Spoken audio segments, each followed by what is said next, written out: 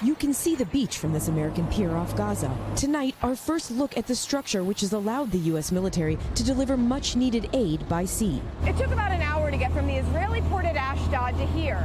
This is JLOTS. It's a temporary U.S. military pier system meant to deliver humanitarian aid to Gaza. But even after about 6 weeks of operating, the U.S. military has seen it has some limitations. Including weather. High seas and winds damaged the embattled pier last month, forcing the U.S. to drag it back to Israel for repairs. The weather here today is calm, so aid is moving. But once these waves get to about 4 feet high, the pier has to be taken apart and moved, or it risks being damaged. President Biden unveiled the pier with great fanfare during his State of the Union. A temporary pier will enable a massive increase in the amount of humanitarian assistance getting into Gaza every day.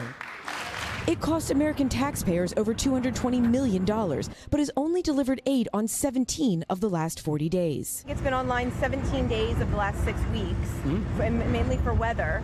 So when you look at that, do you still feel that this mission has been a success? Yeah, absolutely, and let me point out why. One is, as a commander, personal, my soldiers and sailors have stepped up. We know the weather got us. And when it did, they stepped up.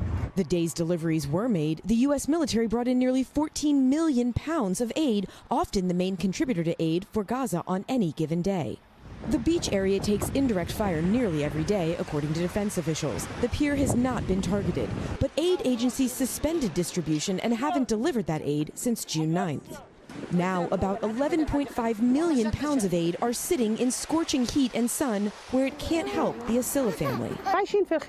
We live in a tent and eat canned food, and our children stand in line to get water. The aid is not always available, she says. The American military mission and the pier are expected to leave in the next 6 weeks. We've learned the U.S. is working on an alternative plan for the JLOTS that could include delivering humanitarian aid through the Israeli port at Ashdod. Lester? All right, Courtney, thank you. Thanks for watching. Stay updated about breaking news and top stories on the NBC News app or follow us on social media.